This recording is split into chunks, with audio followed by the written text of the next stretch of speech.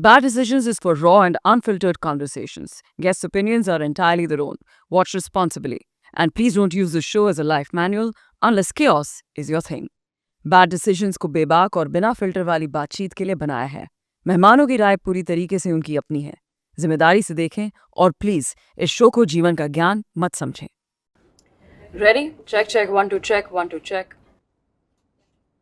Calm down. Don't be afraid. Nothing's going to happen. It's bad decision for yours to come here. It wasn't my decision. It was your decision. What's the worst decision of my life? Interviewing Lalit Modi, of course. Come on, it's your Is the show. camera rolling on that one? Tune into the madness, yeah, this is the vision. Welcome to Bad Decisions. Cause every step in your life is a decision. Bad decision.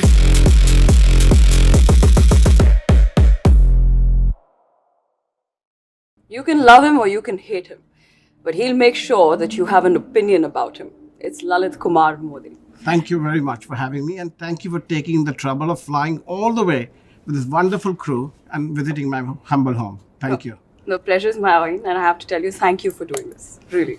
My pleasure. Now, see, your career needs no introduction, no preface, no prelude, no warm up. What you've done for India, honestly, in terms of giving India its biggest sporting entertainment, that India's positioned itself to the world now, needs no introduction. Neither does this show. So I'll dive straight into it. It's called Bad Decisions. Mr. Modi, what's the worst decision of your life? I think the worst decision of my life was to do with cricket, getting into cricket in the first place, because it took away my family time. It took away, I had a small family, and it kept me 20 to 24 hours constantly on the job and didn't have time for them. And it took away 6 to 7 years of critical period of my children growing up. And my wife was very sick. She went through 29 different cancers, and ultimately she passed away in 2018.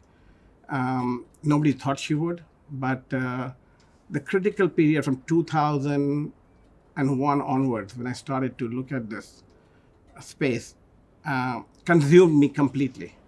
And when I say consumed me completely, it consumed my whole life. It was all that I thought about. It was all that I did. I traveled the world. I was never home. I traveled 300 days a year minimum. I was on 5 flights a week. And that took away quality time with my kids and my wife at that time. And so if you'd ask the worst decision, I think that's the only thing that I regret. When I look back and I see, I had lost total disconnect with my kids at that point in time. And fortunately enough, today, it's back to where it is. But I look at it in hindsight and I say, all those amazing years when they were young, impressionable, going through school, that I wasn't there for them at that time. Would you do it again, though? Not ever. That is something I would never think of doing again, ever. Let's come to cricket, because you've given it so many years. And let's dive into the fact that nobody else could become Lalit Modi. Lots of people have tried, but nobody could become Lalit Modi. What was it about your early life that got you into cricket, first of all? And how could you do it so well? How could you make a plan that was completely autopilot? It took a lot of different ingredients. And I must say, this came down from my grandfather to my father, to the businesses that the Modi family is in and the Modi conglomerate was, and how we built it, how my grandfather and my father and my uncles and all built the businesses. It was a tremendous learning curve. If you look at the DNA of IPL, there is no other product globally, and I can say that with conviction, that has the ingredients that incorporates business management, entertainment world, sporting world, manufacturing, distribution, fan base, all in one ecosystem to be developed. And every one of them, every pillar of it has excelled and hit 10,000% in terms of excellence, because I was able to tie up all the different learnings that I had growing up with my father in the different businesses that he had and had built, and the different learnings that I had, and picked those small things and were able to incorporate them into developing the IPL model. I was in the broadcasting business, as you know. I launched ESPN. I was in the merchandising business and the world's number one company, Walt Disney Company. I was in with ESPN. I was in the sports business. In our tobacco business with Marlboro and Philip Morris, we were the largest consumer company in the world. Reaching out to consumers and how to, unfortunately, addict people to a product. Tobacco is addictive. Disney is addictive to the kids. Very addictive. Sports is addictive. Very addictive. And now I'm launching another product called chili oil, which is also going to become addictive, which we'll talk about later. But addiction is not easy, and it's not automatic. It has a formula around it in every business. And the people who do it, they do it the best. I grew up with Mickey Mouse, Donald Duck, Jungle Book, the Princess series, and I was addicted to them as a child. I looked forward to going to Walt Disney World. How they do it, how they are able to capture the young minds, the sound, the music, the merchandising, the colors, all is a learning. Yeah. It is not automatic. You just don't slap on something to a product and you attract them. The experience that you have to give the child and the parents when they visit Disney World in Orlando or in Paris or in Tokyo, the experience that they give you to walk into a store, the experience that you get in front of your television set, and the experience ultimately in the movie theaters. It is all very, very well crafted. It's all scripted, and it is to the highest standard, and it's gone through a lot of learnings. Similarly in the tobacco side, similarly in our businesses with cosmetics with Estee Lauder. So we had global giants that we were partners with. Those global giants wouldn't allow a Modi family member to join a joint venture company of theirs unless that Modi family member had gone for training with them overseas. So I spent years at Philip Morris in different roles around the world. I'd spent my college career, in college, my summertime internship with Estee Lauder. But Disney and Philip Morris, I would say, were the two major companies that built in a lot of different learnings for me as a man and as understanding the product. And then you had the Murdochs of the world who went after us, the competition, how you dealt with it, the agreements that you signed, how you had to make them foolproof, dealing with the best law firms in the world, and working on hundreds of different projects. My father would allow us to launch a product, we had to be working on 10 different companies. Nike was one of them, for example. I'm vegetarian. I was going to bring McDonald's to India. The learnings of those things were incorporated in my business. What would be the top 3 learnings that you incorporated in IPL from these businesses? It depends. When I was doing ESPN, you got to understand, I got familiar with every sport in the world, whether it was the NBA, whether it was the NFL, whether it was the English Premier League, you name it. Everything that ESPN carried globally, I had access to that. And I had the learnings of that. I had the business model of that. And I knew how they were all suffering or what they were doing or making money and what was the catalyst out there. We, as Godfrey Phillips and other different brands of the Modi Group, were one of the largest advertisers in India. And our issue was, how do you capture the minds and the eyeballs of the consumers? So we were very sophisticated in our marketing. We had the best advertising agencies working for us. Our advertising bills, marketing bills were running into hundreds of crores in the 80s alone. And product development and market testing and campaign testing was a key part of my DNA. Then comes along Disney. That was a whole different learning curve. Now, I couldn't have got all of these things if I hadn't got in those businesses in the first place. This you can't buy. This you can't hire. This you can't go out there. My uncle had Sotheby's India. I spent time there, so we understood the auction process. So when you look at the top three learnings, auction very well is very important, was one of the key DNAs. And I wanted to find a way that we had constant eyeballs, because people pay. When I say people, advertisers, because when I ran ESPN and I bought product and for our channel, so when there was an India match, the ratings were high. Australia, England, ratings were low. India, Bangladesh, lower. But India was always high. But if you saw other forms of cricket, other forms of football, other forms of any other product on our channel, it was negligible. Second was, how do we make sure each team is equal? That was a dilemma. The owners of the team were all fighting for the same players, and everybody had agents, players had agents, and everybody was taking the price up, and there was no discipline.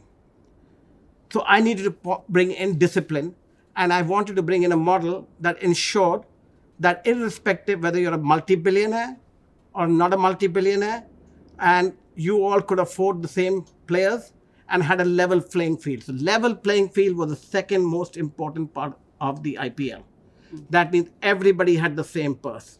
Everybody had the right to buy the same player. And it had to go through a system that was completely transparent, globally watched by everybody. You could make a bad decision. And they did make a bad decision. One of the team owners, Mumbai Indians, Mrs. Ambani, very close friend of mine, very new to this business. Everybody knew what they wanted to buy. That they were talking to everybody was so excited in the early days. Excitement was going out of the room. So they would talk. I want to buy Sachin. I want to buy this one. I want to buy that one. So they knew who wanted to buy. But people who were smart didn't release their list or didn't talk about their list, because they would talk to their coaches. The coaches all of a sudden wasn't with that team. It went to the other team. You know what? Mr. Vijay Mallya wants to buy that player. Somebody else wants to buy the player. The smart guys who understood the auction system, which many of them didn't in the beginning, because it's brand new, they bid up what the other one wanted to exhaust their purse. We had 200 and 300 players available. For 8 teams, you need to have 16 players that you needed to buy within the $5 million cap or what it was. So, for example, Harbhajan Singh went at a very high price. Sachin's price was linked to 15% higher than the highest price. So that was taken out of the purse. So if, as an example, I don't know what the exact price was today. As an example, if you had a 5 million purse, as an example, you bid for player A, $1 million, that means you have 4 million left. That means you already had a retained player, which was Sachin Tendulkar, as an example, in Mumbai. So you had already taken out 1,015,000 because he was already higher. The 2,015,000 is already gone, right? With 2 players. Now that your entire purse is 285 left, you bought another one. Now you're down to 3.5. Others haven't spent any money till now. So now the other players came into the auction matrix, and team owner A unfortunately couldn't buy anyone. And so there was the dynamic fluctuation. And that would have happened. So we had a secondary auction to overcome that. We had trading put into place to overcome that. And then, unfortunately, they didn't implement it after I left. Was all players were supposed to go into the basket again. And you could make a mistake in year 1, 2, or 3. But then you don't have to live with that mistake. They all go back and you have the chance to rebid again after every 3-year cycle. But it's worked very well. It doesn't matter. But the key was, that was the second pillar. Level playing field. Level playing field. Third, the single most important thing is stadiums. Everybody talks about globally, and even in India, why don't we own the stadium? Guys, you don't want to own the stadiums. The stadiums are white elephants. Please understand, they're white elephants. They're trophies that you can't do anything with. You play, for heaven's sake, 9, maximum 10 home games. Today, 7 home games. 365 days in a year. What are you going to do with the stadium for 359 days in a year? Or 358 days in a year? They're white elephant. They cost hundreds and hundreds of millions of dollars. They're infrastructure projects. What are you going to do with it? You can't maintain it even now. What the hell are you going to do with a team owner? Every balance sheet of a league in the world, the single two biggest costs which puts them in debt and which is infinite is stadium cost and player cost. Those are the two costs that I needed to put a cap on. This is break the deal. That is what IPL is so valuable. The BCCI, which is a non-profit organization, luckily, owns the stadiums and they can use it for other things, other games. And I designed it in a way in the beginning that 80% of the revenues of the IPL go to the team owners. And over a period of time, that comes down to 50%. Why? We needed to give them more revenue to become bigger and less revenue because the 50% was actually supposed to go into building modern infrastructure, not for the BCCI to eat it and keep it. Okay? BCCI was going to run the other academies and their players and the growth and the youngsters program and the Ranjis, etc. through BCCI bilateral money. I set that up too. But IPL money, I had designed that it should go back to the state association, which is required by law, 80%, to go back. I'm a little animated because I'm so passionate about it, but it's not because I'm angry, okay? But it's just the passion that comes out.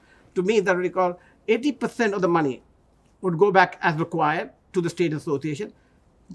The BCCI should, and the IPL Governing Council was supposed to be monitoring that money going into infrastructure, building modern stadiums, and providing that and making us a globally entertainment sports country. Unfortunately, for some reason, that hasn't happened, but that is what it was intended for. So the three pillars, stadium, auction, A level playing field. and level playing field were the three pillars that IPL was built in. Of course, the fourth pillar was controversy. We needed controversy, without doubt, because we had no money. But controversy was it was at the time of launch, because when I had already three things done, built into my model, now what do? I need to be very controversial, extremely controversial, because I had no money for advertising. I had no money for promotion. So what do? Ban the media. Simple as that. The first step I took was, and a decision I made, I'm going to ban the media. I'm going to take away all rights of the media. Not that I wanted to, but I needed to. Because they'll write badly about me. They'll make me front page news. Good, bad, doesn't matter. As long as I'm in the news. Let the people then judge whether I'm right or wrong, was my theory. And I said, if I didn't perform, I would be out in the street on day one. So to me, I needed to fill the stadiums day one. Number two, I needed the world to see what we are producing. I didn't know what we were going to come out with. What is this beast that everybody's talking about, IPL? It's another Ranji trophy? I mean, domestic teams playing domestic teams, we have never seen that. We've seen only India. What is this beast? Now, we had a problem. We didn't have the money to go out there and spend. I would tell you, we did the calculation. We needed to spend 1,000 crores on an all India campaign to be able to hit that. I had, you know how much money to do that? Zero. Because this was all to be decided prior to the auction, prior to the sale of the teams, prior to the advertising revenue coming in. Of course, when we did the auction of the media rights, I did the auction of the teams, we hit a record number, and then the sponsorship. Ultimately, I took out 50 crores to do it. But 50 crores out of 1,000 crores was still little. So I needed to be extremely tough in delivering what I needed to deliver. So there was no decision that I could not, that we couldn't deliver on, because every decision would bring the league down. Yeah. Well, Mr. Modi, you've spoken about numbers and in a lot of interviews. You spoke about the fourth pillar, the controversy. When you talk about controversy, does that mean that you particularly needed to be controversial, or you needed controversies in IPL? And did you imagine that you would become the biggest controversy of the IPL? I didn't think I would become the biggest controversy, but I needed the IPL to be controversial. But who's going to make the IPL controversial? Me. Bernie Ecclestone. You know, he had a Bernie camp. And I was building the track in Calcutta. And then I also tried to see whether we could do it at Indraprasth, on Indraprasth in Delhi. And somehow it didn't work out. But From Bernie, I learned controversy. From Bernie, I learned the cameras follow you. And it gets you headline news. From Bernie, I learned that I needed to have celebrities around me to make it happen. From Bernie, I learned we need to just shoot our mouth off. And I had a guru called Piyush Pandey. Okay, Piyush was my marketing guru. Okay, it has to become controversial. Something will be picked up. He understood. So, the first controversy I sparked was when Mr. Dalmia was running the Indian Cricket Board. I think it was in 2001 or 2002. I had just become the vice president of Punjab Cricket Association. And we thought, I already owned ESPN, and I made a press conference in Chandigarh and with Mr. Bindra sitting there. I said, the Indian cricket is being undermined and is not getting its potential. We were getting paid 20 crore rupees a year, 30 crore rupees a year. And I made the bold statement that the cycle of the Indian Cricket Board should be 2,000 crores. And Mr. Dalmia should be thrown in jail. The keys should be thrown away. That was the statement I made way back in 2001 and 2. Fast forward to 2005, I came onto the board. Rupert Murdoch owned the rights.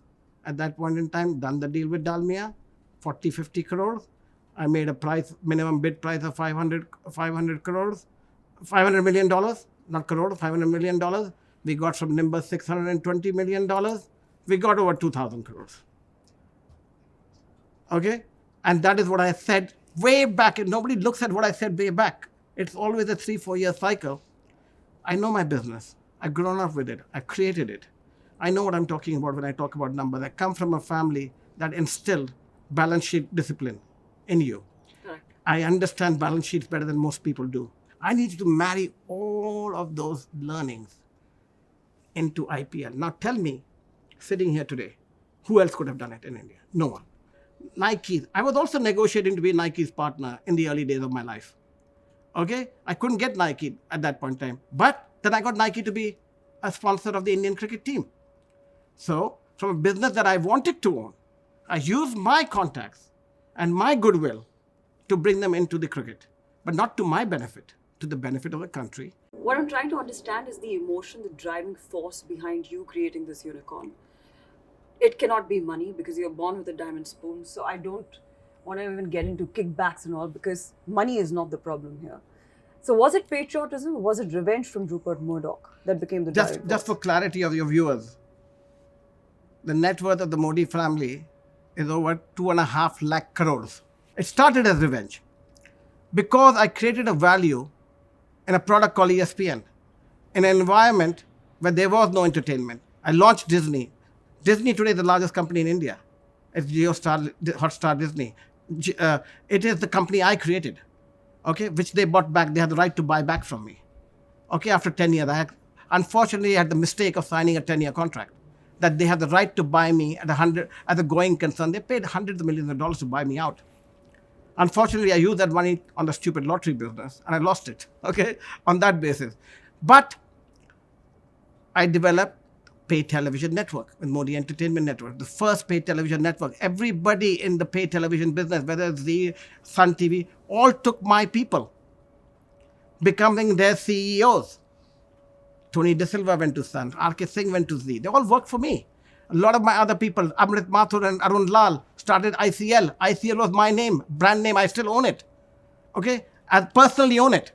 Okay? I allowed him to use it because I knew it's my brand.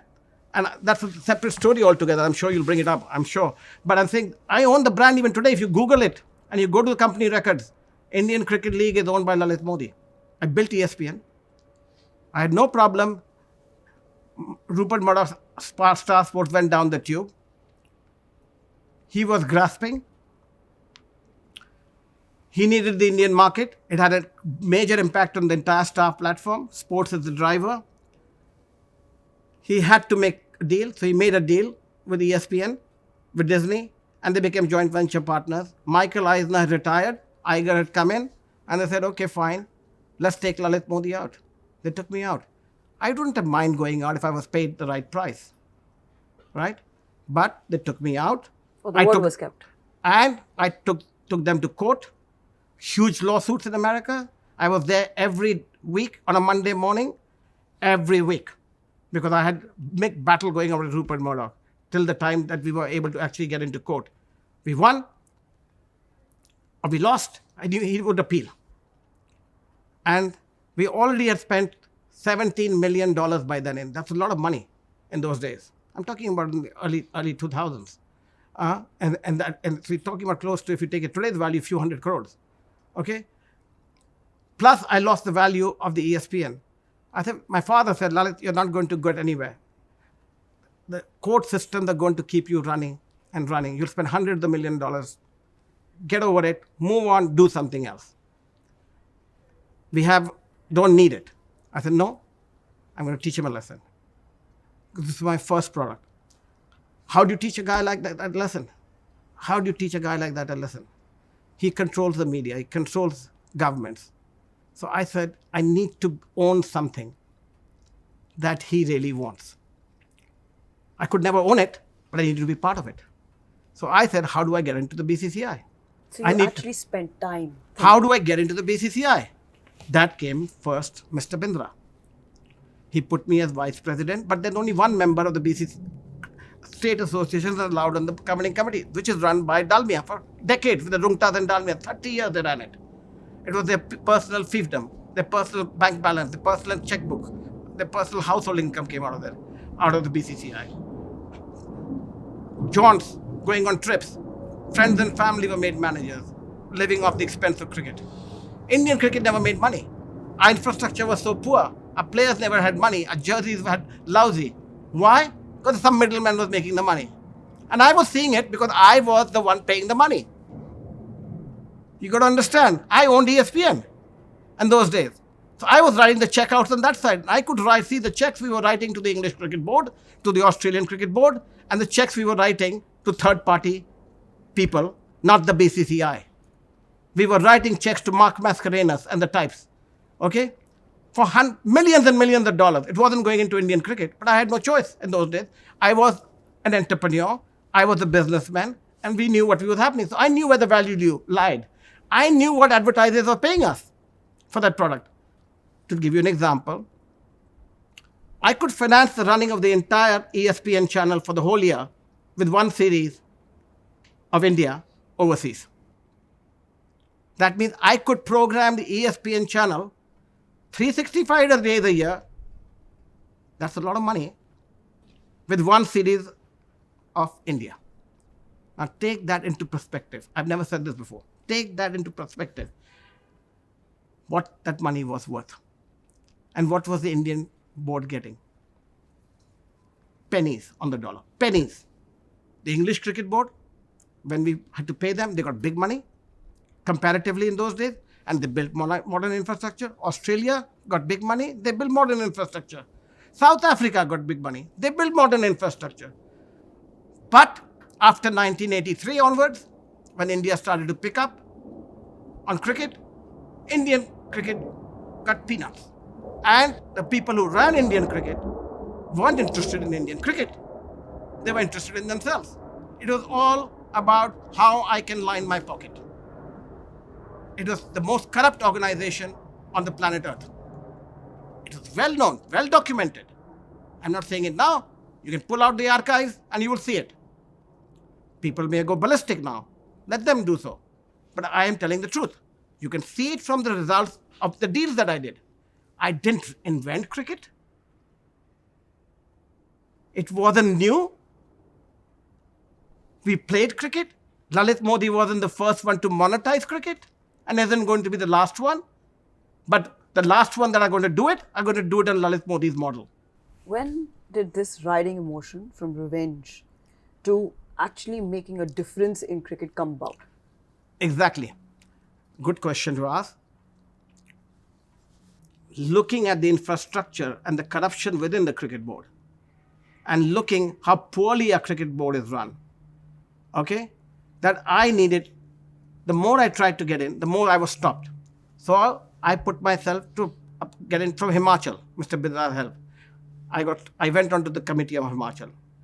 And then there was a bloodbath to become the president, political interference. I went into Orissa. I went into Goa Cricket Association. I was a member. I reached the board of Goa. I reached the board of Baroda. I was trying to get into UP. Ultimately, I got in through Rajasthan. And I became Rajasthan. And I now look at this. The Rungta family were the treasurers of the BCCI for 30 years. Did you know that before I got in, there was a single match, international match was played in Jaipur? Ever? We didn't have a ground? Ever? Guys, I am the treasurer of the board. And I can't get a ground. It wasn't in my interest to bring the cricket to my ground. It was my interest to have the cricket played in Canada or Malaysia or a third-party country in Sri Lanka where I could take the money with Mr. Dalmia and Grang. And I said with authority that was the system. Mr. Bindra was a no-nonsense person. He knew what was happening and he couldn't take the money. He brought me on and he wanted to clean up the state. He taught me everything. When I looked at it and I saw this, there were people that we would give the match, that they were taking the matches, would do temporary seating. You know what they would charge? 10,000 rupees for a temporary seating chair to be rented in the stadium, and the cost of the chair, buying the chair, is 500 rupees, the plastic bloody chair. I mean, this is the kind of corruption. You know the perimeter boards? It is the prerogative of the state association. Every state association could decide their own rates. Somebody would file 2 lakhs, somebody 5 lakhs, pocketed 5 lakhs in their pocket. So what it was doing, simple. A product that was costing $100, they would sell it to somebody at $5 so they can make $2. So the beneficiary of the cricket lost $93. Now, I don't understand this. It was big money. It wasn't small money. So when I said to you that the value of the cricket was 2,000 crores and Dalmia they're getting a few crores, I was right. And everybody said I'm talking nonsense. So when they said that, from a revenge point, I needed to make it a prestige point. That was the turning point for me. I said, I can kill 2 birds with 1 stone. Go after the Murdochs, teach them a lesson, but also try and clean up Indian cricket. And everybody said, I am doing something that's undone. It's easier to run politics, I swear to you. The Indian cricket election, if you go back and look at the archives, run by Supreme Court judges, planes being diverted. Did you know planes were being diverted of the voters that were coming to vote in Calcutta? And somebody was being kidnapped not to go and vote for us. Big money was changing hands for buying votes. Because when we went, I lost with Manoj Joshi at first time against Dalmia and Murli Manoj, the Chief Minister of Maharashtra. We lost with him. I persuaded Mr. Pawar, who was a keen cricket fan, to join the fight. Who was on one side?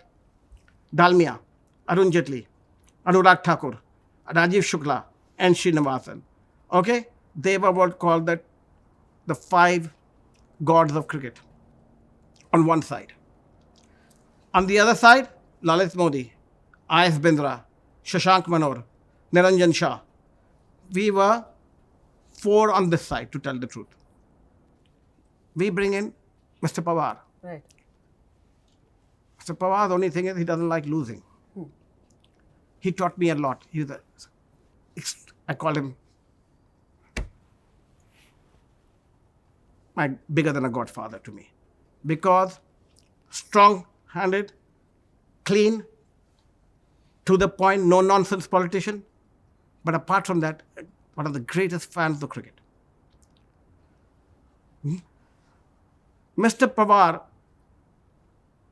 knew me as this fancy, high-flying kid. Brat, to be true. That's what he knew me as. And I remember, which I reminded him many years later, when he was Chief Minister of Maharashtra in the 80s, Mrs. Vandrekar, who did a house, had taken me to see him. And he found me very brash. And he turned me around like this, right? Because And I was a little scared. I was a little young kid, little kid in my 20s. And I was brash in those days and full of myself, without doubt. Um, so his impression, whatever it was from those days, and here I'm coming with Mr. Bindra to persuade him, sir, now that you have taken over as Mumbai Cricket Association chief, this is what is possible. Yeah. And he says, I need proof that's possible. So I hired management consultants. I hired Anderson Consulting. I put together plans. I put together whole management consulting decks. We went through the whole thing, brought Tata Consultancy in services, which was small. TCS was small, now one of the biggest companies. Did a whole plan how to professionalize cricket at my cost. So, So 1 minute, Mr. Pawar, we convinced him. This is now the first time I'm telling this on television, on a TV show. We go for election, confident of winning, and we lose by 1 vote because there's a fight within our own people. Pune Cricket Association, Shirke and Agashe fight, and Agashe gets bought over by the Dalmia faction. Okay? And we lose by 1 vote. A considered vote of ours, last minute, secret voting, Agashe goes. Mr. Pawar is very upset. Of course, rightly so. Now, we fought next year again. Everybody else, the Shuklas of the world, the Srinivasans of the world, everybody was on that side. The fight got stronger and bigger. And buying and trading became even bigger and bigger in numbers. I remember November 29th, 2005, I remember clearly, was my birthday. Calcutta, the elections. Home ground of Jagmohan Dalmia. I am in many courts fighting. Harish Salve is appearing for me. We managed to get the Supreme Court to pass an order that the elections will be conducted under the aegis of 2 Supreme Court retired judges. Nobody knew the names. We got an ex-party order. Meeting starting. So, meeting starting. Nobody knows this is going to happen, right? Mr. Dalmia sitting at the table, head, and he was going to disqualify quite a few of us and have the election. At the right time, it is all about timing. At the right time, I present the Supreme Court order. You cannot be the chairman of the meeting. Uproar. Close the doors. Shut the doors down. Police bandobast had to be done. 2 Supreme Court judges walk in. It is seen. 2 Supreme Court judges walk in. Mr. Dalmia, go sit there. We will conduct the elections. Mr. Jaitley and all the lawyers are running helter everywhere, trying to go back into the court to try and delay this. They're trying to delay the meetings. The meeting, which should have taken half an hour to finish, goes on till 5 o'clock in the evening or something. Big tamasha. Before all of this is happening, also, by the way, first time I'm seeing on TV, people are coming in from different parts of India for the meeting, right? Members of the BCCI. There are people being held up in the hotel rooms. People whose flights are being diverted. And I must say, we diverted a few flights also of their members. Okay? Because we also diverted some members' flights. Okay? To different parts.